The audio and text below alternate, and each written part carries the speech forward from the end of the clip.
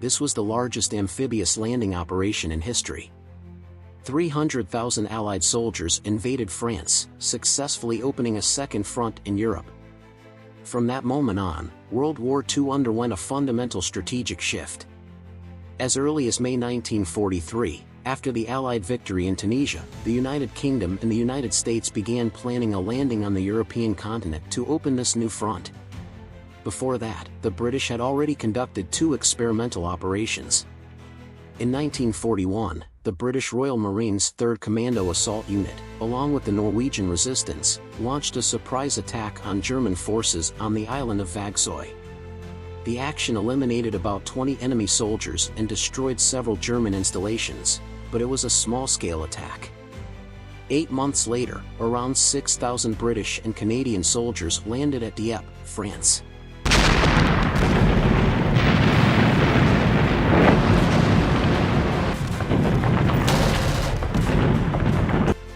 However, German patrols detected the Allies' movements and alerted their defenses. With the troops exposed on the beaches without adequate cover, the British became vulnerable to intense German fire. The Churchill tanks, which were expected to play a decisive role, failed to operate efficiently. The landing was a total disaster, and the Allied troops were annihilated.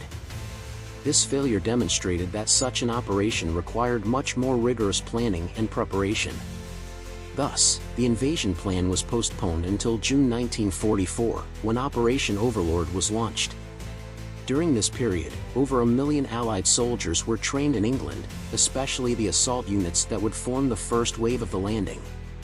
Their success was crucial to securing victory. On the German side, Hitler and the High Command were already expecting an Allied landing in France. In March 1942, Hitler ordered the construction of fortifications along the western coast of Europe to prevent the invasion. This defensive line became known as the Atlantic Wall.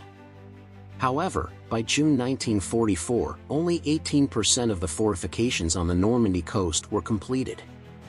In practice, the Atlantic Wall appeared impenetrable, but it lacked strategic depth and a layered defensive structure.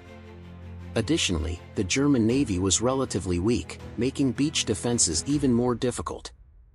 The Western Front commander, Gerd von Rundstedt, warned Hitler about these deficiencies, but Hitler's solution was to place Erwin Rommel in charge of coastal defense in February 1944.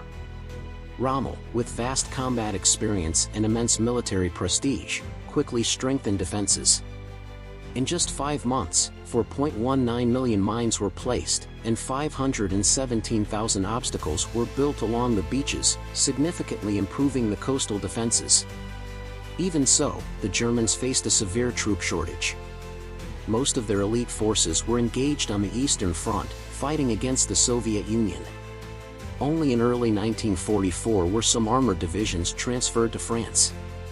The German High Command believed these tanks should be held in reserve, but Rommel, learning from his North Africa experience, insisted that the only way to stop the Allies was to concentrate troops at the front line and annihilate them before they could consolidate a beachhead. He argued that if the armored divisions were kept too far back, they would be destroyed by Allied airstrikes before even reaching the battlefield. However, his suggestion was rejected, and only 1 armored division was stationed in Normandy, while 4 German armored divisions remained in Pas-de-Calais. On the Allied side, choosing the landing site was a major debate.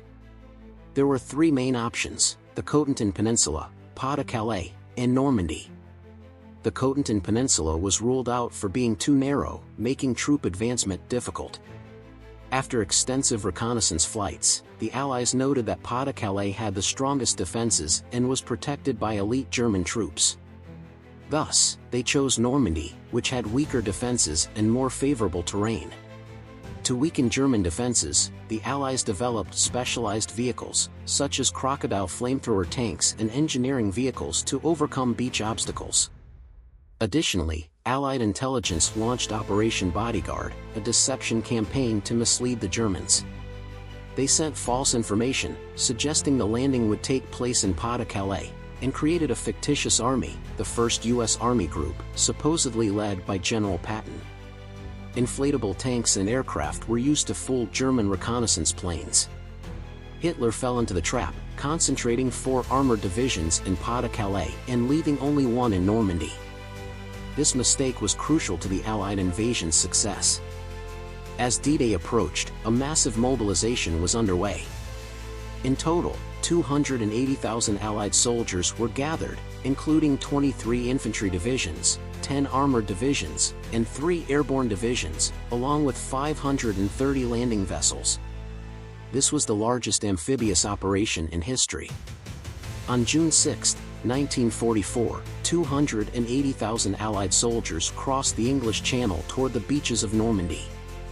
General Dwight D. Eisenhower was confident in Operation Overlord's success. This invasion had been planned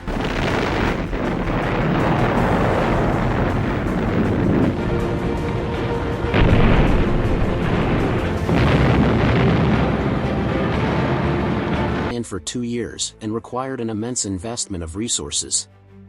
No other nation in the world could stop an attack of this magnitude.